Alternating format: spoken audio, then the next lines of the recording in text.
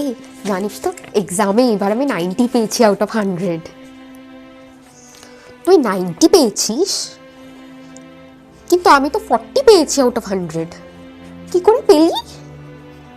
হ্যাঁ 90 পেয়েছি, এবার আমি খুব ভালো করে পড়াশোনা করেছি, সেই জন্য এবার ভালো নম্বর পেয়েছি।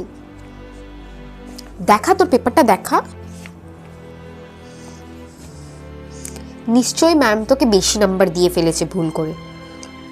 দেখ বেশি নাম্বার পেলে তো তোর পরের বার মনে হবে যে তুই এগুলো ঠিক লিখেছিস, তুই আবার সেগুলো লিখবি, কম নাম্বার পাবি। একবার ম্যামকে দিয়ে রিভিউ করিয়ে নি। কেন? আমি গিয়ে রিভিউ করে নিচ্ছি ম্যামের থেকে, তুই চিন্তা করিস না। Ma'am may come in? হ্যাঁ বলো। ম্যাম রিয়া 90 নাম্বার পেয়েছে, ও তো কোনোবার এত বেশি নাম্বার পায় না। আপনি একবার ওর খাতাটা রিভিউ করে দেখুন তো, মনে হচ্ছে বেশি নাম্বার পেয়েছে।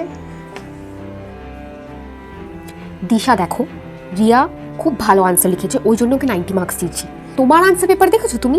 তুমি এত বাজে আনসার্স লিখেছো যে আমি তোমাকে এক্সট্রা 4 মার্কস দিয়ে অ্যাকচুয়ালি পাস করিয়েছি, নাহলে তুমি ফেল করে যেতে। নিজের কথা ভাবো, লোকের পেপার রিভিউ করাতে এসো না। ও খুবই ভালো আনসার লিখেছে, ওই জন্য ওকে 90 দিয়েছি, আর তুমি ফেল করে যেতে। নিজের পড়াশোনাটা ভালো করে কর। Okay ma'am. কি বললো ম্যাম? এই নে তোর কপি। হ্যাঁ ম্যাম বললো তুই 90 নাম্বারই পেয়েছিস। হ্যাঁ তোকে বললাম না, আমি এবার খুব ভালো করে পড়াশোনা করেছি। ঠিক আছে, আমি গিয়ে কৃতিকে বলে আসছি। ঠিক আছে।